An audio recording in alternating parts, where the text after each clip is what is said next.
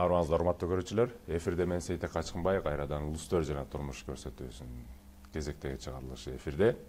Бүгүн бизде конокто биздин коом, биздин мурас фондунун жетекчиси Чорубек Сагдамбек мырза конокто. Бүгүн биз Чорубек мырза менен информациялык технология жана коопсуздук маселеси жөнүндө талкуулайбыз деп отурабыз. Негизги тема. Андан сырткары жалпы Чорубек мырза негизи Википедияны кыргызчалаштырып жүргөн эң биринчи инициатор кишилердин бири. Ошо ушул иши тууралуу да сөз кылалы деп отурабыз да. Чорубек мырза, кош келипсиз. Арыбаңыздар. Биринчи суроо мындай разминка катары болсун, оор суроо бербейин. Кечиресиздер, мен бир аз ооруп атам, ошого үнүм башкачараак чыгып аткан.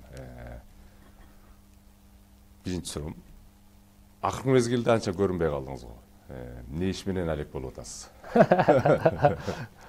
Эми өзүмө андай деле сезилген жок. Мен байкашымча, балким теледен көп көрүнбөй калдым, бирок радиого көп эле чыгып атам. Азыр учурда эми биз ошол коомдук фондубуздун жаңы долбоорлорун иштеп чыгып атабыз.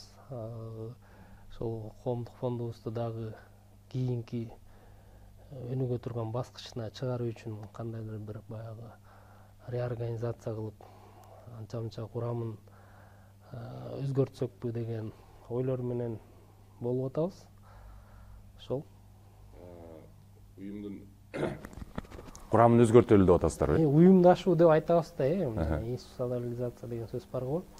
Ошол мисалы үчүн биз мурун көп нерсе баягы бир кички команда менен иштеп, баягы проект долбоор бүткөндө ал топ тарап кетип, улам кайра жаңы топ түзүп, улам тарап кетип, ушундай иштечү элек да. Анан азыр болсо ошол биз мындайча айтканда жаштарды көбүрөөк тартып, ошолор балким биздин коомдук фонд аркылуу өздөрүнүн долбоорлорун ишке ашырса, ошолор менен иштешип көрсөкпү.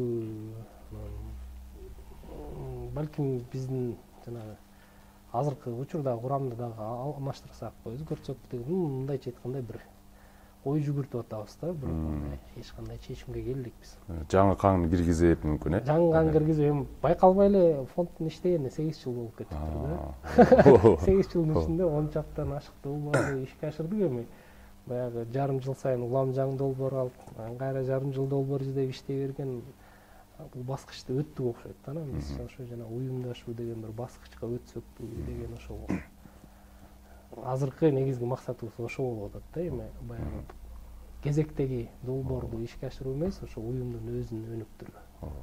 Азыр негизи байкасам, сиз абдан чоң иш кылып аткандайсыз да. Негизи бирок кайсы багытта иш кылбаңыз, негизинен могу кагаздагы нерсенин көпчүлүгүн могу дижиталдаштырып, интернетке киргизип, аны же болбосо мындай бир форматын өзгөртүп, ушундай бир дижиталдаштырып атканыңыз белгилүү да. Мисалы, ошол айталы биздин классикалык кыргыз чыгармаларын айталы, ошол Чыңгыз Айтматовдун чыгармаларын же Келкелди, дагы башка бир топ классикалык чыгармаларды мисалы дижиталдаштырып, интернет вариантындагы PDF формасына өткөрүп аткандарыңыздар белгилүү болчу. Ошондой кылып китептештирип атканыңыз.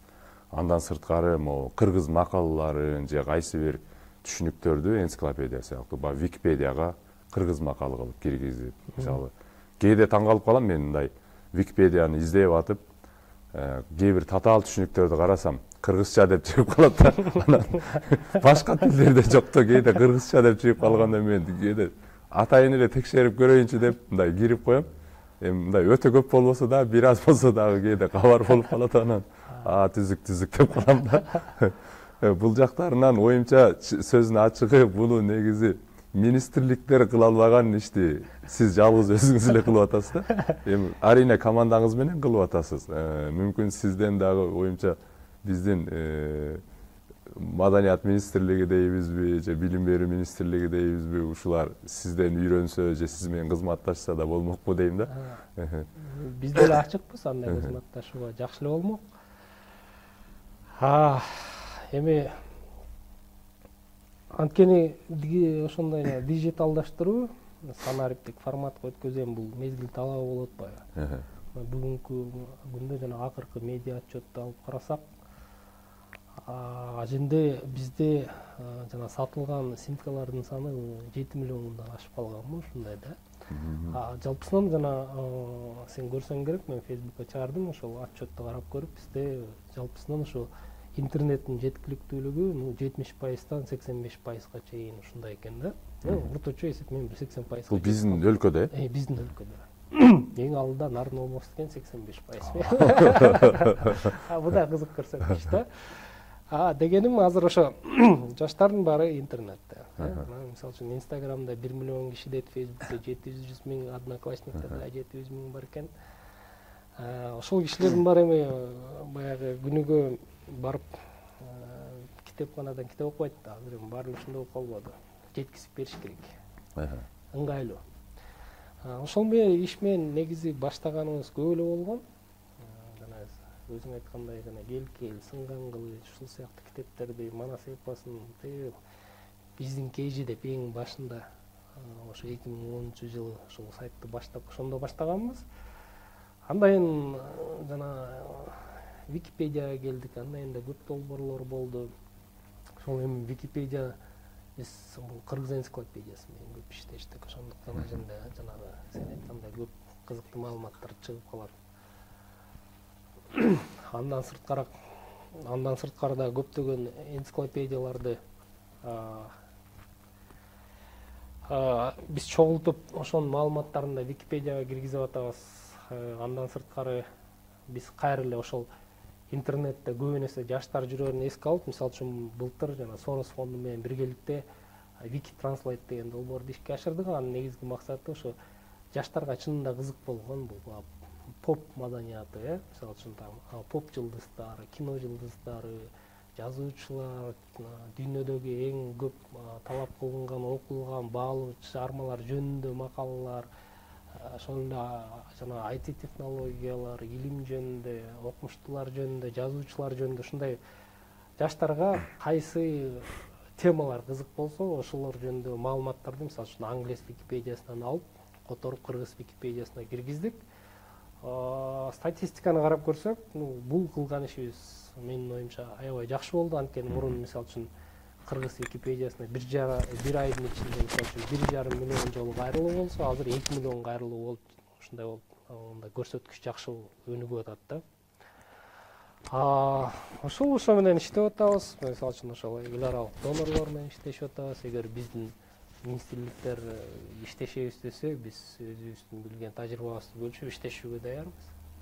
Азыр баягы мониторинг кылганга болобу? Мисалы, моусулар дижиталдаштырып атканда канча жолу окуду ушул макаланы дегенчи. Негизинен дижиталдаштырган сайын чындап эле окурмандар окулган саны да өсүп атабы пропорционалдуу? Анда жакшы. Өсүп атат, мисалы үчүн эми мындай да. Бул ошо китептин өзүнөн да, же чыгарманын автордун канчалык кызыктуу экенинен да. Аженде биз көп эле китептерди чыгардык, бирок баары эле текши аябай жакшы окулуп атат деп айта албайбыз. Мисалы үчүн Сынган кылыч бул эми азыр чемпион да. 100 миң жолдон ашык окулду биздин сайттарыбыз. Бул классика баары. Классика. Жана мисалы үчүн Арслан Койчуевдин Айта бар менин кебимди, Мис Милдрик деген чыгармалары, Саякбай Каралаевдин айтуусундагы Манас эпосун жана толук варианты, Сагынбай Оразбаковдун немеси, Манасы. Ушул сыяктуу баягы балдар фольклору анан көп окулду. Азыр эми мына акыркы жылдары биз жана мектеп китептерин окуучуларга жетпейт деген, мектепке жетпейт деген китептерди министрлик менен биргелешип, алар ошол жана LibKG деген сайтка чыгарып, биз аяктан алып өзүбүздүн сайтка кошуп ушундай кылып чыгарып атабыз. Азыр ошол китептер дагы аябай көп жүктөлүп атат. Мисалы үчүн биз 3 жыл мурун эң биринчи 13 китепти беришкен министрликтен кыргыз тили боюнча, там кыргыз тилдүү мектептер, орус тилдүү, өзбек тилдүү мектептерде өтүлчү кыргыз тили китептерин ошолорду жүктөгөндөн кийин бат эле бир 2-3 айдын ичинде эле алар 10 миңден 13 миң жолдон жүктөлүп алынды. Азыркы күндө аябай эле көп жүктөлүп алынып атат да. Ошондуктан биздин ошол жана дижиталдаштыруу бул эмне? Ошол колубузда бар билимди тиги кампада басып жатпай элге жеткизиш керек. Колдон келсе ал ачык жеткизилиши керек, анткени бизде мындай маселе бар да. Мисалы үчүн мамлекет басып чыгарган китептер эми бул биздин салык төлөөчүлөрдүн чөнтөгүнөн чыгып атат да. Анан биз төлөп аткандан кийин ал мүлктү эмне үчүн басмакана менчиктеп калышы керек? Эмне үчүн мамлекет аны бизге кайра коомго ачык бербейт да, көчүрүп алганга. Ошол маселени да карап, жанагы мектеп китептери ошол маселеге такалып калган учурундачы.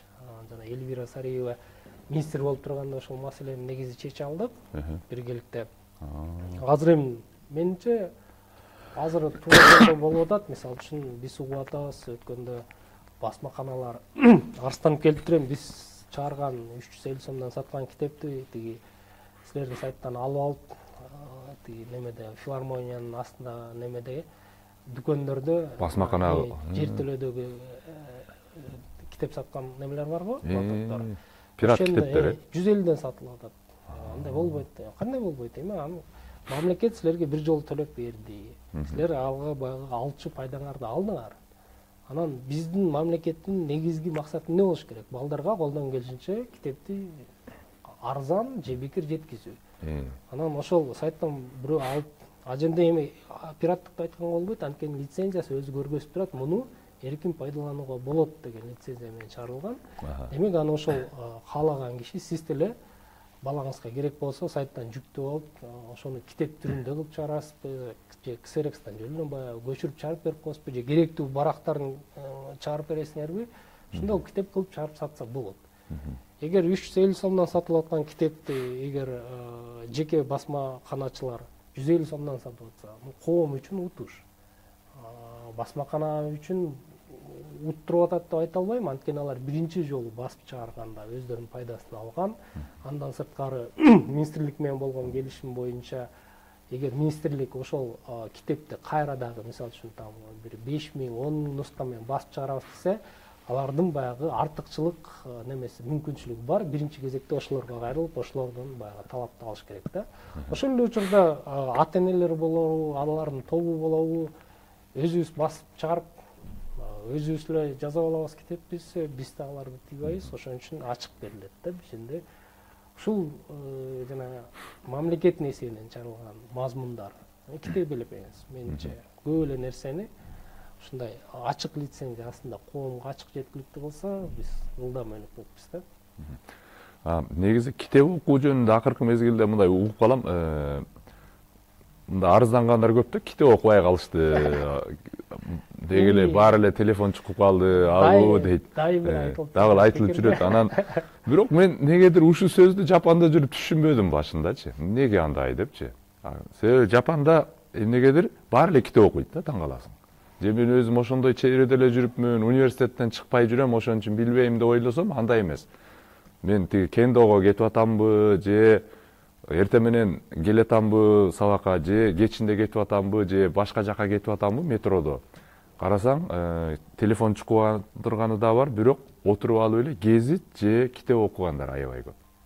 Бирок толкойтуп чогон китеп эмес, баягы метродо окуй турган кылып, ыңгайлуу кылып, жеңилирээк, мындай кичинерээк китептерди чыгарган. Жумшак багаздуу, мындай чөнтөк китептер аябай көп да. Анан туруп алып эле баары окушат. Анан бул китеп окуу маданияты сакталып калган да. Анан ал жерлерде тетирисинен мыйзам катуу, анан баягындай коомдук эрежелер, манера деген бар го. Андай тартип эмес, бул адеп деген түшүнүк бар да. Коомдук жерлерде бакылдап сүйлөй бермей, анан телефон чалып сүйлөшүп алмай, бул жаман деп каралат. Анан ошого элдер телефон менен сүйлөшпөйт бири-бири менен, телефону болсо деле. Болгону алар SMS жазып ийет, бүгүнкү кече могул жерде саат мынчада келсеңиз болот депчи. Ошону гана карап коюш үчүн колдонот негизинчечи. Анан негизи баары китеп окушат элдер. Таң калыштуу. Гезитке жазылат кадимкидей, эртең менен гезит келет, элдер гезитти окушат кадимкидей. Бул Жапанда. Болбосо эң дижиталдашкан, эң мынау технология өнүккөн өлкө десек болот да. Бирок буларда кадимкидей китепканаларда китептер эскирип кадимкидей кирип алып, адамдар мындай кээде китептерге кезекке турушуп окушат да, кадимкидей эле. Бизде андай эмес деп айтышат. Bunun себеби неден деп ойлойсуз ушундай? Себеби көп, көп өңүттөн алып карасак болот. Биринчи өңүттөн алып карасак, бул эми технологиянын ыңгайлуулугу, Жапанда ыңгайсызбы эмне? Жок, аларда деле ыңгайлуу, бирок балким сиз ажемне карап көрсөңүз, жана атайын китеп окуган бук ридерлер бар. Ошол аркылуу окуган ыңгайлуу болушу мүмкүн. Бир четинен билбейм, эми мисалы үчүн ошондой чөнтөк китептерди атайын метродо окуш үчүн алышат. Мисалы үчүн мына чоң шаарларда жол жүргөнчө биртип эле убакыт өткөзүш керек, ошол учурда бирдемелерди окуш керек. Мисалы үчүн мындай кичинекей смартфонго караганда китеп окуган балким ыңгайлуураак. Бирок дүйнөлүк деңгээлде алып карасак, мына чоң ошол басмакананын гиганттары акырындан жабылып атышат да. Баягы башында күтүлгөндөй опурап топурап баары банкрот болуп кеткен жок. Китеп окуу маданияты калып атат. Көп жерде китептер дале кагаз түрүндө чыгып окулуп келет, бирок баары бир канча кылбаган менен дигиталдык түрдө китеп окуу ыңгайлуу да. Ошондуктан дигиталдык китеп баары жеңип келатат. Бул бир технологиялык жактан алып карасак. Экинчи жактан алып карасак, ошол чынында эле канчалык кызыктуу китеп бизде чыгып атат. Мисалы үчүн кыргыз окурманы күнүгө кызыгып сатып алып окуй турган китептер бизде жеткиликтүү түрдө чыгып атабы? Менин оюмча чыккан жок. Мына көрүп атабыз, чындап эле кызыктуу китеп чыкса, ал аябай эле жакшы сатылат экен да. Мисал кылып айтсак, ошол эле Шайлообек Дүйшеев агайдын акыркы чыккан китеби Агындылар. Калп айтпасам 3-чү жолу кайра басылып чыгып атат да. Мен билем, мына мисалы үчүн ошол эле Арслан агайдын жана Айта бар менин кебимди, Мисмилдирек, алар деле жакшы сатылып атат. Ушундай кызык китеп чыкса, эл сатып алат экен да. Анан бизде ошончолук көп китеп барбы? Көп китеп жазылып чыгып атабы? Бизде эми китеп окубай калды деген жанагы сөздү укканда эле биринчи кезекте баягы Советтер Союзун айтышат да. Биз баарыбыз окучу элек депчи. Ушундай сон болчу эле деп. Анан эми чынын айтканда ал кезде алып карап көрсөк, ошол кезде чыккан адабияттын эми 99% бул соцреализм, жада калса бир илимий иштерге да Энгельс менен Ленинди кошуп дагы кетиш керек болчу да. Сөзсүз ушундай эле. Бер жактагы жөнөкөй китептерди айтпайлы. Ошондуктан ал кездеги көп китептерди кайра кайталап окуй бергенден кызыкчылык кишиники артпайт. Ал биринчиден. Экинчиден, ошол эле өзүбүздүн кыргыз тилиндеги ошондой көп, мисалы үчүн дүйнөлүк адабияттын китептери жеткиликтүү болуп атабы? Менимче көп жакшы жеткиликтүү болбой атат. Мисалы үчүн мына АКШ элчилиги өздөрүнүн АКШ авторлорун котортуп биздин китепканаларга бекер таратып атышат. Мисалы үчүн былтыр 200 миңден ашык китеп таратышты да. Бирок ошол менин оюмча ошо дүйнөлүк адабияттын жакшы үлгүлөрү бизге көп жетпей атат да. Бизде Советтер Союзунда калыптанып калган көз караш бар эле да. Могул авторлор кыйын дегенчи. Эгер азыр дүйнөдөгү баягы сөзсүз окула турган китептердин тизмелерин карап көрсөңөр, биздин тизме менен ал тизме дал келбейт. Дал келбейт. Такыр эле. Бестселлерлер башка. Анан ошол жагы дагы бизди менимче аксатып атат да. Анткени билбейм, кай бир деңгээлде баягы ашыкча патриоттулук болуп кетип атабы. Анан бир чети бизде жанагы сен айткандай чоң мегаполистер жок. Бизде мисалы үчүн транспортто жүрүү 10-15 мүнөт, биздин маршруткада кыпчылып ары бери жүргүчө китеп окуганга шайың деле болбойт да. Метро болсо биздики окуп калабы эле. Менимче окуйт. Окуй баштайт беле. 1 сааттан ашык сен жер астында баратасың, баркы ишиң жок. Эми жаныңдагы кишилерди карабайсың. Мисалы үчүн чоң метросу бар шаарларды карасаңыз, ал шаардагы метрого түшкөн элдин баары эле же музыка угат, же китеп окуйт. Чорок, менде азыр бир гипотеза бар. Менде бир гипотеза бар да. Оюмча эми баары деп айта албайм. Оюмча мына ийгиликтүү компанияларды алып биздеги менчик компанияларды алалы, жана мамлекеттик кызматкерлерди алалы. Экөөнүн кимиси көп китеп окуган экенин салыштырып көрсө да бир белгилүү болот эле деп ойлойм да. азыр эмне үчүн бизде китеп окубай атат, себеби моундан да болуш керек деп ойлойм. Мисалы, адамдар негизинен жаш кезинде китеп окуп, адамдык капиталына инвестиция кылат да, көп китеп окуйт. Ал сөзсүз эле адабий чыгарма болуштун кажети жок. Ал ошо кесипке байланыштуу болушу мүмкүн, тармактык, чөйрөлүкчү. Ал өзүн өзү билимге байытат, анан кесипке байланыштуу китепканаларда окуйт, мындай өзүн сапаттуу адис кылып чыгарат да. Бирок антип чыкканы менен мамлекеттик кызматка мисалы кирейин десең, бизде коридор жок, билесиз да. Сөзсүз мындай андан көрө бирөө жакшы таанышы бар бирөөгө инвестиция кылсаң, кайра батыраак киресиң да.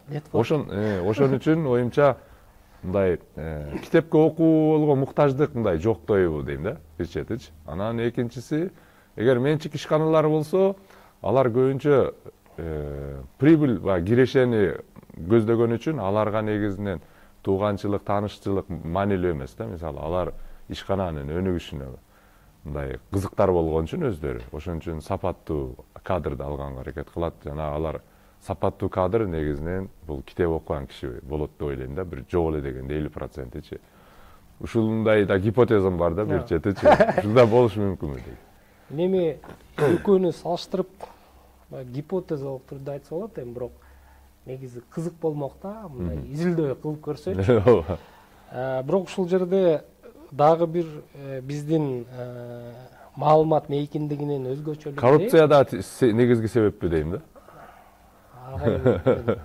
Же коррупционер деле билимдүү болушу мүмкүн, Мен айтайын дегеним, бизде ошол жана маалымат чөйрөсүнүн өзгөчөлүгү бар. Жапонго салыштырмалуу. Анткени биздин мамлекеттин баягы базары өтө кичинекей. Ошондуктан биз азыр жанагы өзүңөр сөз кылып аткан жана кесиптик тажрыйба алуу үчүн, бир жаңы бир нерселерди билүү үчүн биз баарын эле интернеттен торрент аркылуу көчүрүп алып окуганга үйрөнгөнбүз да. Анткени биздин базарга мисалы үчүн көп талап кылынган китептерди көп нускада алып келип эч ким сатпайт. Алып келсе дайым эле 1-2 нускадан алып келет, балким баягы бирөө тапшырык берсе ошол үчүн алып келет. Ошондуктан жанагындай көп жакшы китептер келип, анан эл аны барып сатып алып окуганга бир чети мүмкүнчүлүгү жок болуп калып атат да. Базардын кичилүүнө ошол эле учурда интернет аркылуу сен дүйнөдөгү болгон китептердин баарына лекциялар болобу, кандай бир жаңы нерселер болсо, баарын өз алдынча үйрөнүп алууга мүмкүнчүлүк болуп атат. Ошон үчүн жаштар жанагы эски китептерди окубай эле, ошол жанагы адистик жактан өнүгүүгө талап күч болгондуктан, ошон үчүн көбүнесе интернетте отуруп, биздин балдардын баары сотко чукуп калган ошондон болушу мүмкүн да. Жөнөкөй китеп окуганга карагандачы. Анткени бизде интернет ошондой өзүбүзгө жетишпеген билимдин, илимдин булагы. Билим эмес эле, бул жөнөкөй эле айтканда кино деле болобу, же программдык жабдуу болобу, биз чын айтканда ошонун баары эле интернеттен көчүрүп алабыз да. Ошондуктан мен жанагы немеге көп макул эмесмин да.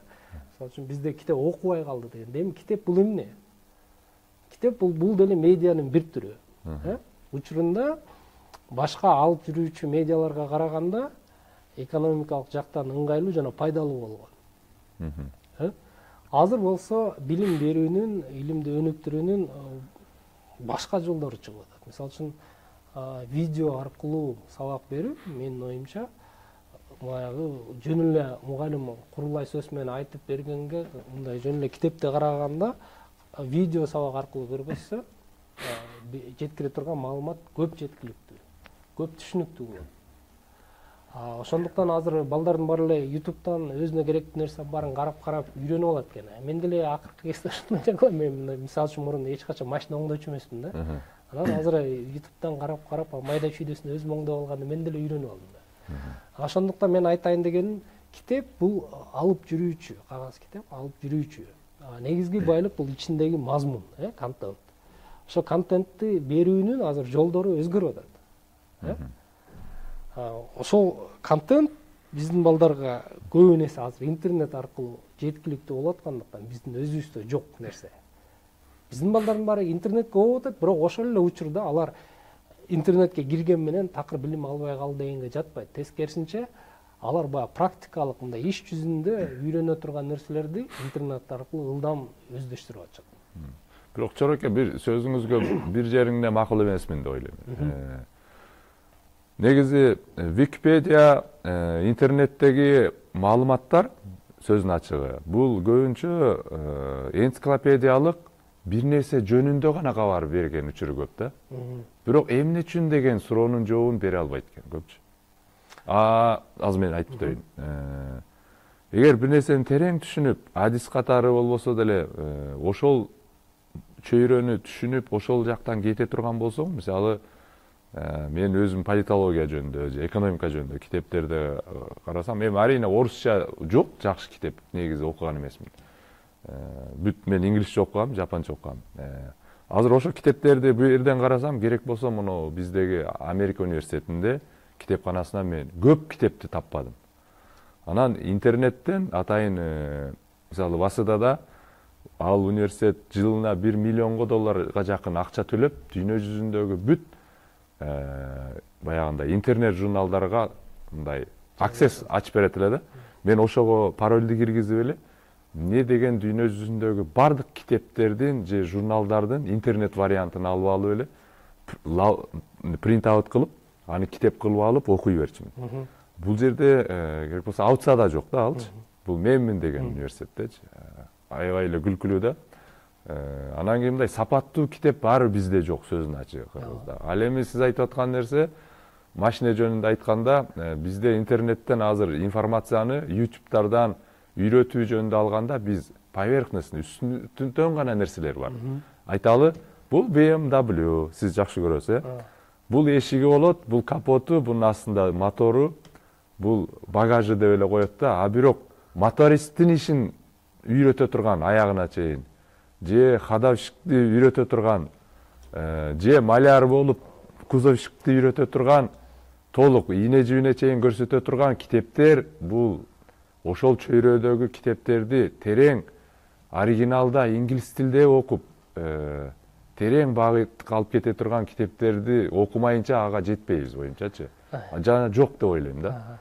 Бул проблема деп ойлойм. Эми бир чети туура, бир чети мен деле сен менен макул боло албайм, анткени YouTube'да азыраак көрөт окшойсуң. Жок, YouTube'ду көрөм, YouTube'дачы, ал жердечи терең мастер катары көрсөтпөйт. Ал жерде мисалы үчүн энциклопедиялык гана мындай YouTube'да берет. About деген суроого гана жооп табасың да. Мисалы үчүн кыймылдаткычты оңдогонду үйрөнө албайсың. Бирок мен мисалы үчүн машинемдин баягы электроклапандарын алмаштырганды мен үйрөнүп алдым, мисалы үчүнчү. Бул мен үчүн, жеке мен үчүн бул аябай чоң жетишкендик, анткени мен эч качан машина оңдогонго кийлигиш эмес элем да. Мындай айтканда, жанагы бизде кесиптик техникалык лицейдин деңгээлиндеги, Кудайбергендин жанындагы столордун деңгээлиндеги адистикти YouTube'дан таба алсак болот. Бул башка нерсе да. Бул так илим болуп атпайбы? Бул так илим болуп атат. Бир нерсе мен жанагы айтпадым башында, ошол баягы иш жүзүндө колдоно турган билгилерди аяктан ылдам. Бул илим эмес, бул өнөр дейли. Эми илимге келсек, силер жана университетте айткан нерсе аябай сонун нерсе да. Илим жабык болуп атат. Илим жабык. Илимий журналдар жанагы жазууну аябай кымбат баага сатат. Мисалы үчүн бир эле жолу кирип ошол журналдан бир маалымат алыш үчүн канча $10 төлөйт экен да, $50, $100 дейт, ушундай төлөшөт дейт. Анан азыр ошол мисалы үчүн Евросоюзда билимди ачык кылган, бул инновациянын, ошо акылдуу кишилерди өлкөгө тартып келүүнүн бир жакшы мүмкүнчүлүгү катары карашып, мына калп айтпайын 2020-жылдан баштап Европада басылып чыккан илимий журналдардын баары ачыкка чыккан. Журналдар эмес, макалалар. Анткени алар ошол аркылуу инновацияны көрүп атышат. Бизенде мына биз дагы бир кылып аткан ишибиз ошол жана ачык билим коалициясы деп биз ошол кылып жүрөбүз. Википедия бул ошол баягы илимге ачык мамиле кылуунун эң ийгиликтүү бир үлгүсү да. Ооба, Википедия бул мындай бир адистик китеп эмес, адистик бир окуу курал эмес. Бул өзү айтып тургандай эле энциклопедия ажында баягы маалымат түрүндө эң негизги фактылар гана берилет. Өзүнүн негизги талабы ошондой да. А эгер сизге андан ары кандайдыр бир илимий деңгээлде керек болсо, анда жанагындай кесиптешкен, адистешкен атайын бир журнал, илимий журналдар бар болобу же сайттар болобу, ошолорго жазылып, ошолор аркылуу сатып алышыңыз керек. Азыр ошол ачык билимге, билим ачык болуш керек, баары үчүн жеткиликтүү болуш керек деген ушундай көз караштагы кишилердин кыймылы пайда болуп, мисалы үчүн эң белгилүүсү бул жана бизде бул Казакстандан чыккан жана Албакян деген кыз, Александра эле, атын Александра го. Ал кыз ошол өзүнүн кызматын түзүп, ошол кимге кандай илимий журналдарда макалалар керек болсо, ошолорго сиз талап таштап койсоңуз, аларды бекер алып чыгып берген, ушундай бекер кызмат ачты да.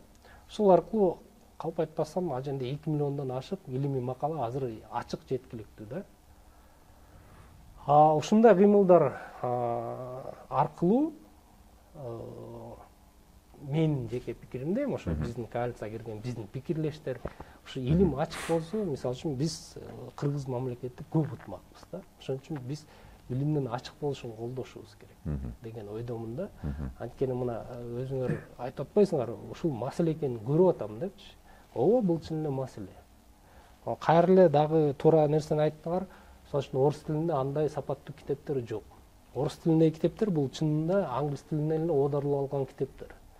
Оодарылып, анан анча-мынча адаптация болгон китептер да. А эгер биз чын эле сапаттуу мазмун алабыз десек, анда англис тилинен түзө алышыбыз керек. Же болбосо ошол немис тилинен технологияны, ошол билимди, илимди ким өзү чыгарып атса, ошону өзүнөн түзө алыш керек. Анда биз кайра эле жанагы маселеге келебиз. Анда биз ошол балдарды англис тилине, немис тилине болобу, жапон тилине, кытай тилине, технологияны ким өнүктүрүп атса, ошол тилдерге үйрөтүп тарбиялашыбыз керек. Анан көп мындай баягы чоң массалык түрдө илимди бери оодарып алыш үчүн кыргыз тилин эми жүздөгөн котормочуну жалдап иштетсеңиз деле баары жетишпейт. Дагы эми дагы сөздү улантып кетели ооба. Эми тил эрежесине келип сүйлөшөлү. Сиздер мисалы азыр Википедияга которосуздар, Википедияга которуп атканда мисалы Корея жөнүндө жазып калсаңар, кайсы эрежени сактайсыңар? Дагы деле Пхеньян деп жазасыңарбы же Пьоңян деп жазасыңарбы? Же дагы эле Пхенчан деп кыйналып деп жазасыңарбы? Бул негизи бул орустар илгери шарттуу түрдө ушинтип жазган. Бул СССР учурунда илгери. Азыр эми кечээ Facebook'тан көрүп калдым. Чанган банк деп турат. Чанган банкпы же ажырашкан банкпы деп таң калып атышат да. Бунун себебин билбейт да алар, жан байкуштар. Бул Чоңан деген Кытайдын сөзү, бул Чоңан деген Шиян дегендин эски аты. Бул Кытайдын илгерки борбор шаары. Чоңан деген сөз. Ал жерде бирок транскрипциясында Чангы деп жазып коюшат. Аны орусча ошентип Чанган деп жазган да. Аны кийин окуп алып эле анан бул Чанган банк экен деп кече күлкү болуп атат да. Ошондой абсурдтарды биз дагы эле СССРдай болуп жазып атасыңарбы же кыргызча эле жазып атасыңарбы? Аженде мисалы Кимчени мисалы айталы Ким Ир Сен дейт, Корейлер Ким Ир Сен дебейт аны. Ким Ил Соң эле дейт. Кыргыз айткандай эле Ким Ил Соң. Ушинтип эле жазган күнгө качан келет? Аженде бизде негизи кызык абал жаралды да. Бул Википедия болгондуктан ал баягы расмий кабыл алынган тилдин жазуу эрежелерине негизделиш керек. Жагабы, жакпайбы, ошону биз колдошубуз керек. Экинчиден, ошол эле эрежелердин ичинде, мисалы үчүн мындай учур бар, мен азыр кайсы беренеге туура келери эсимде жок. Ошо тыштан жаңы өздөштүрүлүп аткан сөздөр жөнүндө эгер мурун которулуп, калыптанып, кабыл алынып калбаган сөздөр болсо, аларды анда баягы өзүнүн кыргыздын өз тилинин баягы сингармонизмине туура которсо болот деген. Ошондой болгон учурларда, мисалы үчүн биз жана Нью Джерси деп ушундай жерлерде мисалы үчүн баягы кыргыздын тилине ылайыкташтырып отуруп кетип атабыз. Бирок ошол эле учурда жана айткандай, мисалы үчүн биз кыргыз энциклопедиясынан көп макаланы алдык. Анан биз энциклопедиянын өзүнө шилтеме берип аткан соң, мисалы үчүн Kim Chen Ir деп жазылып турса, энциклопедияда, мен аны баягы өзүм каалагандай кылып кайра өзгөртүп койгонум көп туура болбойт да. Ошондуктан эгер бирок шилтемени Kim Il Sung'га берип кое бергиле, бирок жаза бергиле десилер, Kim Il Sung деп эле. Kim Il Sung'дин өмүр баяны жөнүндө макаланын булагы бул кыргыз энциклопедиясы. Аженде ошондой жазылган. Kim Chen Ir эмес, Kim Jong Il деп элечи. Анан ошондуктан биз аженге беребиз. Эгер андай силер айткандай учур болуп калса, аженде мындай багыттанма деген мүмкүнчүлүк бар да. Kim Il Sung, Kim On Jong деп жазабызбы, биринен бирине багыттанма берип койсо болот. Бул не дегенде, бул ушул эле айтымдын мындай айтылыштары дагы бар экенин түшүндүрөт да. Бизде эми кээде мисалы үчүн ошол эле Москва жөнүндө жазылган макаланы биз ошол кыргыз энциклопедиясынан алсак, аны кийин Москва деп оңдоп атат. Мен түшүнүп атам, Москва деген өзүбүздүн тилге туура келет. Москва болсо керек, туурасы дагычы, маа дагы эмес. Бирок аны киши издегенде Москва деп азыр эч ким издебейт да биздечи. Себеби адан кийин өө келип калганы кыргыз тилинин мыйзамына туура келбейт да. Өөдөн кийин өө же үү келиш керек. Адан кийин өө келбейби? Өө келген үчүн өтө сейрек, себеби Москва деп айткан туура. Москва дегенден кийин мисалы айталы ала төө дебейбиз да. Ала тоо дейбиз мисалы, же болбосо адан кийин кыргыз тилинде у же өө келет көбүнчөчү. Кара төө дейсиз да. Кара төө деп айтабыз. Эгер төө болуп калган болсо, анда тире менен кетет да. Төө кара болсо кара төө деп айтабыз да. Ошон үчүн Москва деген туура болобу дегеним да. Ушундай эрежелер. Ал негизи көп талаш тартыша турган тема. Бул ойду айтышыбыз керек биз баарыбычы. Мен айтайын дегеним, биз Википедия болгондуктан ошо эрежелерди баары карманышыбыз керек. Бирок ошол эле учурда бизде азыр жана көп жаңы мурун кирбеген сөздөр которулуп кирип аткандыктан аженде эми жаңы баягы эреже жок, эми баягы мындайча айтканда жанагы ошол бизге мүмкүнчүлүк берген беренеге таянып биз ошол жаңы түрүндө которуп киргизип атабыз. Бирок ошол эле учурда баягы эски булактардан алынып калыптанып калган айтылыштарды дагы азыр мындай оңдой иш менимче туура эмес болуп калып атат. Анткени биринчиден биз ошол булактан алдык. Анан ал булактан бирок кашанын ичине жазып кое бербейсиңерби? Андачы жаңысын жазып, анан кашанын ичине ошо эскисин жазып койбойсуңарбы? Экинчиден жана издөөгө келгенде бул маалымат баары бир изделет. Сен канчалык туура сонун жазып койсоң да, бирок аны эч ким издеп таппаса, ал маалыматтын пайдасы жок. Жок, биз ошентип коомду үйрөтүшүбүз керек, ээрчитишибиз керек да.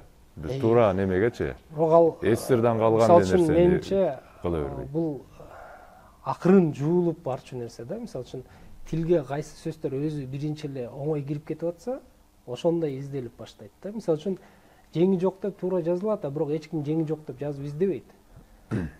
Жини жок деп эле издейт да баарычы. Ошондуктан маалыматты киргизгенде, мисалы үчүн биз китепте жеңи жок деген китепке шилтеме бергенде жеңи жок деп да жазабыз, анан баягы ачкыч сөздөргө мисалы үчүн жини жок деп да жазабыз да. Буну биз сиз экөөбүз сүйлөшүптүк эле бир жолу, билесиз. Билесиз да, кыргыз илгери могу биз латын тамгасындагы эле жазууларды экөөбүз көрдүк, эсиңиздеби? Коммунист деген эмес кыргыз керек болсо. Кемүнөс деген. Кемүнөс партиясы деген, Кыргыз республикасы деген. Кыргыз республикасы деп мындай эмес, бул кыргыз тилинде жок тыбыштар булар. Мисалы көрүп атабыз, те жакыттарда, якуттарда мындайча айтканда. Жакыттар болсо өздөрүн өрөспө бүлөк деп эле, уялбай эле жазып атышат да. Бул деген нерсе биз деле ошол сыяктуу өзүбүздүн өзгөчөлүгүбүздү калтырып жаза берсе болбой беле деген да, бирөөдөн сурабай эле. Бирок кашанын ичине ошол сиз айткан макул, бул эсирден калган эрежени калтырып макул. Бул эски ушул деп жазып койгонгочу. Бизде маселе пайда болуп атпайбы? Мисалы үчүн, сиз Москва дейсиз. Коомду ээрчибей, коомду ээрчите турган кылбайсызбы дегеним. Жок, сиз сону эле билесиңер да. Бизде бир жаңы котормо пайда болсо, аженде чоң тытыш башталат да, дайым эле болуп жүргөн нерсе. Ошондуктан мисалы үчүн Москва деген сөздүн ичине Мөскөө деп жазып койгон тууралабы же Москва деп жазып койгон тууралабы, ошол чоң талкуу жаратат да. Кийин балким бирөөсү кабыл алынып калса, анда ошону жазып көргөзүп койгон туура болот. Мен айтайын дегеним биженде баардык эле азыркы мына неологизмдер дейбизби, жаңы кирип аткан сөздүн баары эле бизде эмнегедир эл талкуулаганды аябай жакшы көрөт да.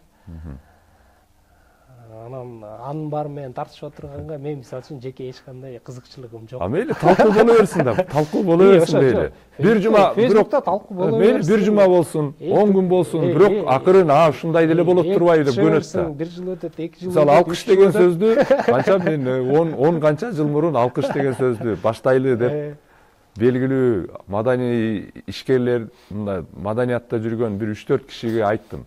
Алкыш деген сөздү мындай кеңири колдоно баштайлы десем, деп жактырып, анан колдонуша баштадык да. Анан мына азыр 10 канча жыл өттү, алкыш деп азыр бардык жерде айта бирок колдонула баштады. Бишкекте жок эле дегенде көбү эркин эле сүйлөп калды да азырчы. Бардык жерде болсо. Ушундай эле бир 10 жылдан кийин такталат бир котормос, анан киргизип коебуз. Ошо баштай бербейсиңерби дегеним да. Жок, мен айтып атпайм, мисалы үчүн жок болгон жерде кошуп атабыз. Бар болгон жерде жанагындай ажырым пикирлер пайда болгон жерде тартышты улантып отуруп эле эскисин калтырып коебуз. Эгер эл бүгүн бир жагына болсо, же Москвага же Мөскөгө мындай жатканда кандайдыр бир деңгээлде турукташкан котормо пайда болсо, аны кошуп коюш маселе эмес. Маселе бул ошол эмне үчүн баары эле мына талкуулап келсе, баары эле билет. Алмаштырууга убакыт келди депчи. Анан ошого келгенде такалып калат да. Негизи эми баягы коопсуздук жөнүндө айталы. Биз азыр могу бажы биримдигиндебиз. Негизинен ага чейин деле же киргенде деле биз негизинен дээрлик эч нерсе деле өзгөргөн жок. Биз бирдиктүү информациялык мындай мейкиндиктебиз да. Биз Орусиянын каналдарын көрөбүз толугу менен. Керек болсо ага акча төлөйбүз. Ал пропагандасына акча төлөйбүз кайрачы. Тетирисине алар төлөсө жарашмак да. Анан ошого толугу менен ким канчалык деңгээлде ишенет билбейм, бирок ишенгендердин саны аябай эле көптөй сезилет го. Анан ушул сыяктуу эле биздикилер көп эле могу орус сайттарын көрүшөт да, негизиненчи. Баягындай бир нерсе Ру, Яндекс же дагы башка, анан Википедиядан деле болбосо, Гуглдан издегенде деле ошо информация чыгат. Мейли машина оңдогон жагы ушундай боло берсин, бирок информациялык жактан алганда көбүнчө булар бүт эле жууп кетип аткандай да, биздин кыргыз тилдүү кабарлардын үстүнөн басып калгандай да. Бул жагынан коопсуздук канчалык деңгээлде болушу мүмкүн? Биздин атууларга болгон таасирчи? Коопсуздук жөнүндө биженде сөз кылган деле туура эмес болот го дейм да. Анткени биздики эми ошол жана мындайча айтканда кыргыз маалымат мейкиндиги бул орус маалымат мейкиндигинин бир кичинекей эле бучкагы да. Котормосу деп эле койсок болот ошону? Жок, бучкагы деп айтсак. Мисалы үчүн мен аябай жакшы үлгү катары өзүм кабыл алган окуя бул баягы Францияда теракт болуп, элдин баары Франциянын желегин жана аватарына коюп чыкканда, кечинде кыргыздын баары коюп эле жакшы эле жатып аткан, эртең менен турсак эле өзүчө түшүп калыптыр. Анткени орус маалымат булактарынан ошо Башар Асад чыгып, ушундай мусулманды өлтүрүп атса силер жан тартпайсыңар, Парижде тиякта бир баягы окуяны көп көрсөткөн үчүн силер ошолорго жан тартып атасыңар, силер 200 жыл кылган жоксуңар деген ушундай бир маанайда сүйлөгөн деген, сүйлөптүр деген маалымат ошо орус булактары аркылуу тарап кетти да. Ошол менин оюмча бул атайын жөнөтүлгөн неме болчу да, билдирүү. Ошол элдин пикирин бир жарым күнгө жеткизбей ала салдырып койду да. Аябай чоң тартыштар башталды да. Мен ошондо мисалы үчүн бул баягы мындай аябай так көрсөткөн үлгүдөйм да. Эгер орус маалымат булактары биздин коомдук пикирди кай жагына бурабыз десе, жарым күндүн ичинде каалаган жагына бурууга мүмкүнчүлүгү бар да. Ошондуктан кандай коопсуздук, эгер мындай баягы коопсуздуктун эми деңгээлдери ар кандай да, жөндөй эми коопсуздук дегенде биз кабыл алып аткан маалыматтын сапаты, биз кабыл алуучу катары, колдонуучу катары кандай маалыматты колдонуп атабыз. Кабыл алуучулар эмне үчүн мындай зомбилердей болуп, эмне үчүн оңой эле көргөнүн укканын эмне үчүн замат деле ишенип кетип атат? Негизгиси бул альтернативдик каналдардын жоктугу да. Анткени мына карап көрсөк, кайра эле ошол ким телевизорду көбүрөөк көрүп, көбүрөөк ишенсе, ошолор ылдам баягы маалыматка ынап кетет да. Башка дагы каналдардан, мисалы үчүн интернетте көп отуруп, ар жак бер жактан башка маалыматтарды окуган жаштарга алар анчалык ылдам берилбейт. Ошондуктан жанагы мурун бизде айтса ар түрдүүлүк керек деген нерсени бизде көп жакшы кабыл албайт коомчу. Эмне экенин билбейм, бирок ушундай бар да. Ошондуктан биз жанагы азыр айтып атпайбы, келе жаткан 10-15 жылдын ичинде эң керек болгон жөндөмдөрдүн бири, ар бир кишиден керек болчу жөндөм бул ошол жана сын көз карашты ой жүгүртө билүү. Бул эң маанилүү. Эң маанилүү нерсе болот. Анткени пропаганда айымаз жана гибриддик согуш деп атпайбызбы? Мындайча айтканда, согуш биринчи маалымат чөйрөсүндө башталат. Анан аягында да кайра маалымат чөйрөсүнөн жүрүп атат. Ортосунда эгер кагылышы болсо, баягы кичине эле кагылышы болот дагы, 4-5 жыл мурун да, 4-5 жыл кийин анын тегерегинде маалыматтык согуш жүрөт. Анан ошондо, мисалы үчүн, мына азыр бүгүн 100дөн ашык Россиянын дипломаттарын канча бир өлкөсүнөн чыгарып коюшту. Батыштан бүт эле көпчүлүк. Анткени мунун башы эле кайра эле барып эмнеге такалат? Ошол орустар керек болсо ошо АКШнын президенттин шайлоо иштерине өз таасирин тийгизгенге аракет кылган же тийгизген деген ушундай бир пикирде болуп атышат да. Евросоюзда билебиз, алар ошол мисалы үчүн пропагандага каршы атайын каналдарды ачып атышат, кандайдыр бир мыйзамдарды кабыл алып атышат.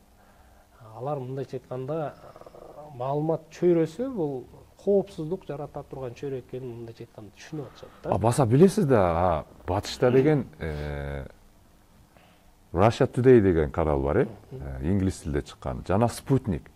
Буларды масс медиа эмес деп таанышты да, туурабы? Булар пропагандалык гана агентчилик деп таанышып коёбу. Бул баягы жалпы деңгээлде эмес го, кай бир жерде там соттун чечими менен ошондой болдубу? Мындай жергиликтүү мындай аларды, мисалы үчүн, ошол эле Russia Today'ди Америкада ошо жана чет элдик агент катары катталууга мажбурлаштуу ушундай болуп атат. Мындайча айтканда, алардын кылып аткан иши баягы көзөмөл астында болуп калды да. Бизде болсо, билбейм, биз өзүбүз акча төлөп атабыз. Эми кандай кылып аны? Азыр критикалык масса жөнүндө айтып кетсеңиз, ошол жакшы болот эле да. Критикалык масса, мындай критикалык ой жүгүртө алган бизде масса демек мындай коомдо азыраак да, оюмча, Ошон үчүн баягы биз сиз өзүңүз айткандай, биринчи баары эле ошо трагедияга каршы деп Франциянын туусун көтөрсө, бирок жарым күндөн кийин эле Асадтын сөзү орус каналдары аркылуу көрсөтүлгөн үчүн кайра баары анысын өчүрүп, пикири кайра 180 градуска өзгөрдү депчи. Бирок чындап эле байкаса болот да ошондой нерсени. Бизде оңой эле өзгөртүп койсо болот. Анан критикалык масса негизи эмне кылсак болот ушу критикалык массанын санын көбөйтүш үчүнчү?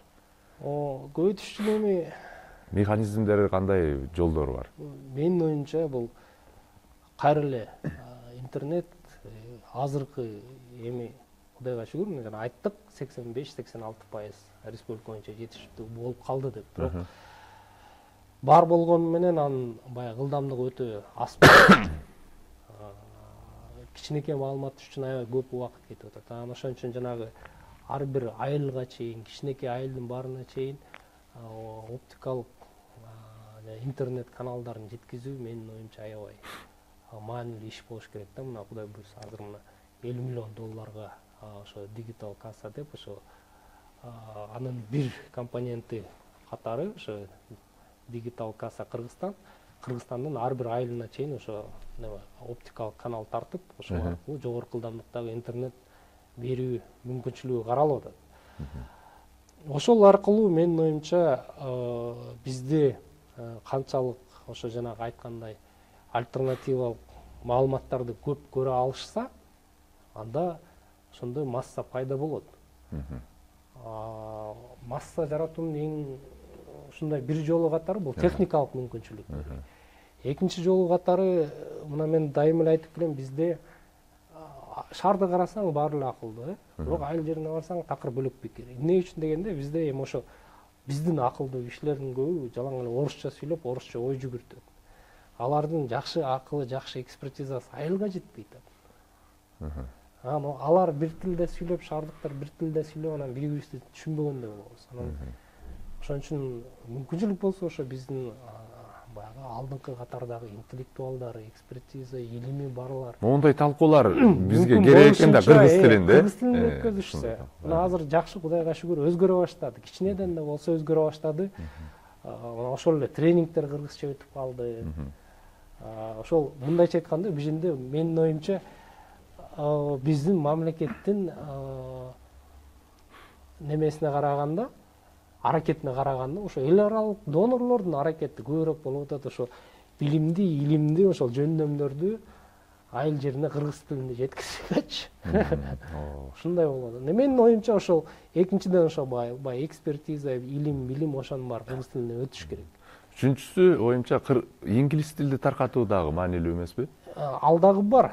Себеби инглиз тилинде TOEFL аркылуу окуганда, себеби көбүнчө эмне үчүн деген суроонун жообунда көбүн жазганга үйрөтөт да көбүнчө. Бул деген аргумент айтып, анан бир нерсеге шектенип көргөндү үйрөтөт да. Бул деген нерсе ошол биз КТРден же ОРТдан бир тараптуу информацияны көрүп атса, ушул чын бекен деп, ушуну Азаттык эмне деп айтып атыптыр, ушуну BBC эмне деп айтып атыптыр, ушуну CNN эмне деп айтып атыптыр деп, ошону инглиз тилде дагы текшерип көрүп, Азаттыкта кыргыз тилинде да текшерип көрүп, салыштырып көрүп, бул жалган окшойт деп мындай өзү бүтүн чыгара алгандай кылып, бул нерсени көбүнчө инглиз тилде окуганда көбү түшүнө баштайт экен көбүчү. Бул логика маселесичи. Ошондуктан мен жана айткан оюмдун бири ушул болчу да, мисалы үчүн анча көп маалыматты кыргыз тилине тез оодарып туруш үчүн мисалы үчүн 100-200 котормочуну отургузуп койсоңуз деле жетишпейт. Ошон үчүн жана автоматтык котормочулар керек. Ал сизге так которуп бере албайт. Бирок канчалык көп колдонулуп, ошо баягы ката чыккан сайын биз кыргыздар ошо могу ката деп эринбей акырын оңдой кетип турсак, кийин баягы көп маалыматты мындай кандай десем, баягы маалымат берүү деңгээлинде англис тилинен биз которуп алганга мүмкүн да. Мисалы үчүн ошол эле Google Translate'дин жардамы менен жана YouTube'дагы видеолор англис тилинде болуп атса, ошону баягы англисче субтитры бар болсо, ошону Google Translate'дин жардамы менен кыргызча субтитрге айлантып көрсө болот да. Мүмкүнчүлүктөрү көп. Ошондуктан менин оюмда ошо дагы бир албетте ар ким өз алдынча англис тилин үйрөнгөнгө аракет кылыш керек. Андан сырткары ошо үйрөнүп бүт электе маалымат керек болуп калып турса, ошондой жанагы эми Кудай бекер берген немелерди колдоно билиш керек. Биздин ошо мындай болот атпайбы? Бизде сапаты начар дейбиз. Анан сапаты начар деп Facebook'ка келип 2 саат талашкандан пайда жок. Андан көрө биринчи оңдоп кой, эмне туура эмес болуп атканын. Андан кийин келип талаш жаратып, элдин пикирин жаратып, анан элди ошо жака айдап, алар дагы кататайып ошо каталарды оңдосо, анда өнүгөбүз. Анан ошо менен мындайча айтканда бизде бир курал пайда болот да. Ошо англис тилиндеги болгон билим, илим, эмне маалымат бар болсо, ошону кыргыз тилине ылдам оңой алып тургангачы. Мына азыр жана жасалма интеллект келет деп атат. Мисалы үчүн Кытай тилине, испан тилинде ошол баягы көп колдонулган тилдерге Google Translate мисалы үчүн ошол жасалма интеллекттин жардамы менен которуп атат. Аженде котормонун сапаты тактык аябай жогорулап атат да. Биз дагы Кудай буйрса бир 3-4 жылдын ичинде ошондой тизмеге киребиз го дейм. Андан кийин котормонун сапаты артат. Бирок кайра эле биздин жардам болбосо артпайт. Ошо менен Биз мындайча айтканда жанагы батышта болуп аткан жакшы жөрөлгө ар ким өзүнүн билимин кичине да болсо баягы коом менен бөлүшөт да. Коомдук негизде бекер. Ошондой кыймыл болсо, ошол бизге керек да. Чорокей эмесе бүгүн Тилек каршы бизге берген убакыт мына соңуна келип отурат. Бүгүн келип аябай сонун акыркы мезгилде кызык ойлоруңуз менен бөлүшүп кеттиңиз. Бирок мен өзүм байкабай жүрдүмбү, бирок акыркы мезгилде анча көрүнбөй калдыңыз эле да. Кайсы бир жерлерде иш кылып атканыңыз байкалбай калды эле, анан кабатыр болуп сизди чакырдым. Эмне болду деп көрүнбөй калды депчи. Иштеп эле атыпсыз, жакшы экен. Оюмча сиз аябай чоң ишти кылып атасыз чынында. Өзүнчө эле бир министрлик кыла турган ишти, андан эки министр биригип кыла турган ишти сиз жалгыз кылдыңыз деп ойлойм. Буга оюмча тарых күбө. Буну биздин келечек муун буга сөзсүз баасын берет. Оюмча азыркы кишилер деле түшүнгөн киши азыр деле баасын берип атат деп ойлойм. Сизге чоң алкыш, атайын убактыңызды бөлүп келип бердиңиз. Кызык болду. Оюмча сизди тааныгандар, тааныбагандар деле көрүп, абдан кызык оюңузду укту деп ойлойм. Алкыш.